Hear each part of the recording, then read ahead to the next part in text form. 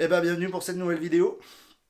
Bon là ça y est, c'est la DER. C'est la DER de DER. Donc là, on a une petite to-do list de choses à faire. Juste pour finaliser un petit peu le Genesis. Notamment tu peux voir qu'il manque la selle, qu'il manque la guidoline. Plus d'autres petits éléments.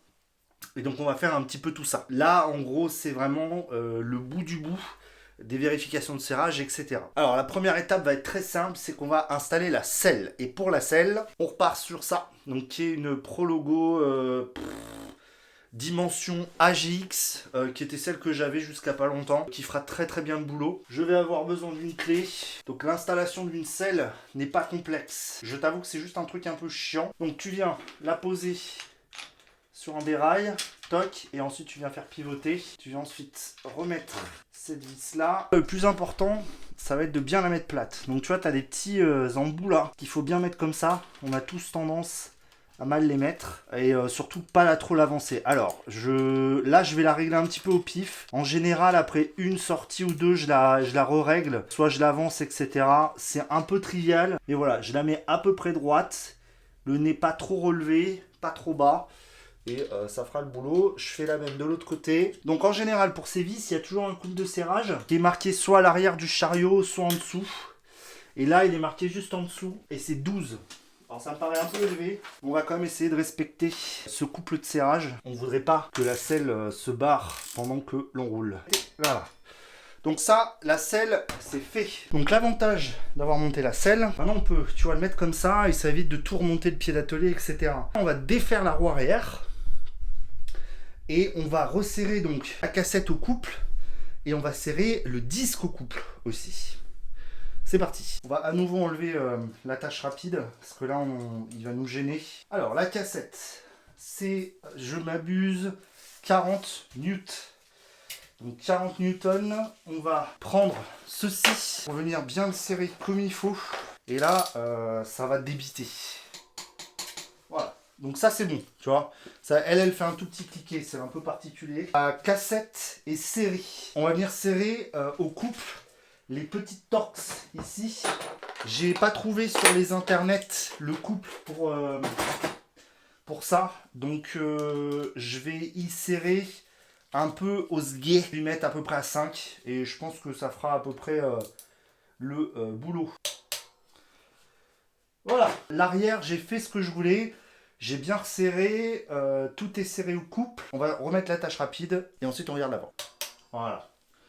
Donc l'avant, arrière, on a fait les coupes requis, tout le reste avait déjà été serré au couple, donc on est bien. L'étape suivante va consister à installer les Chibrano.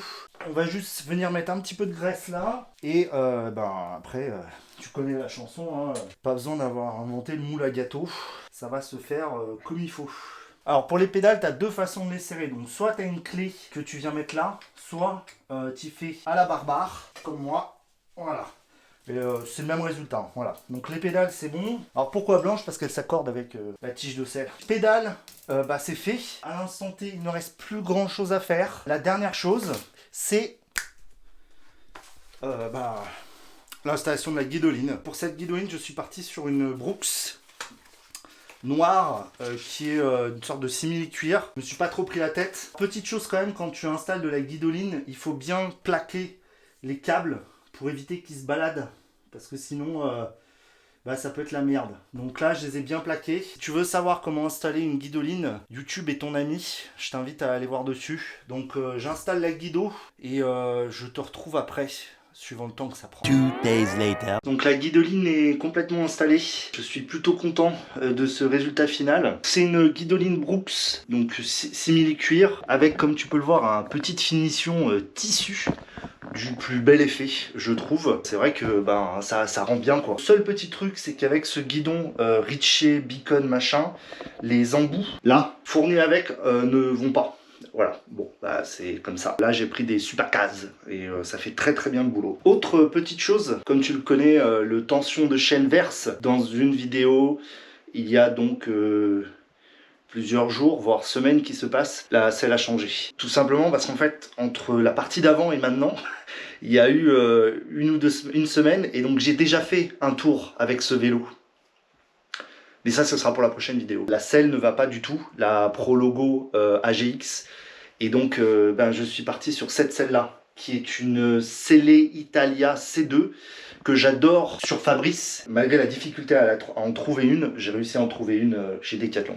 Voilà. Concluons donc cette toute dernière vidéo. C'était donc la dernière vidéo de cette série. Enfin, en tous les cas, la dernière vidéo, on assemble des pièces et on monte un peu tout ça. Maintenant, je suis très impatient de te partager en vidéo mes premières impressions sur ce Genesis nouvelle génération.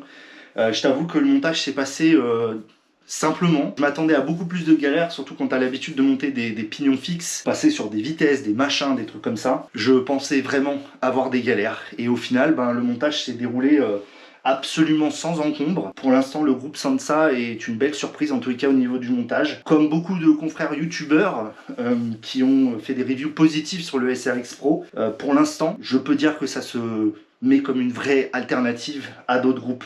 Surtout que, alors pour te donner une idée du prix, de combien cette transmission coûte, la cassette, chaîne, pédalier, boîtier de pédalier, pas le Chris King, le boîtier de pédalier fourni dans la boîte, le dérailleur et les deux drifters, les deux leviers, t'en as à peu près pour suivant en fait la période, entre 250 et 300 euros. J'ai regardé tout à l'heure la paire de Shimano Sora, donc les leviers, hein.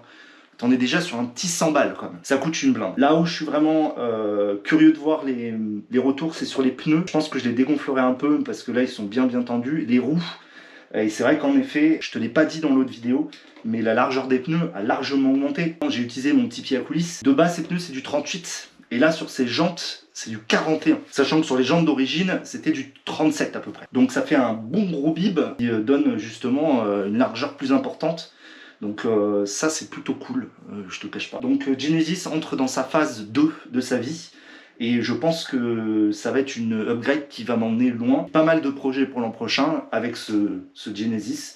Donc je suis impatient de te partager tout ça. N'oublie pas tous les abonnements, la fée clochette bien sûr pour ne rien rater des prochaines vidéos. Tu l'as vu, maintenant les vidéos c'est soit le mardi soit le mercredi. Le mardi, quand il y a un foutu match de foot, et le mercredi en règle générale, on passe donc sur un rythme d'une vidéo par semaine en moyenne. J'aurai toujours des conneries à te raconter ou des gueuseries à faire dans cet entre. Sur ce, je te souhaite une bonne soirée et te dis à très bientôt. Je me casse.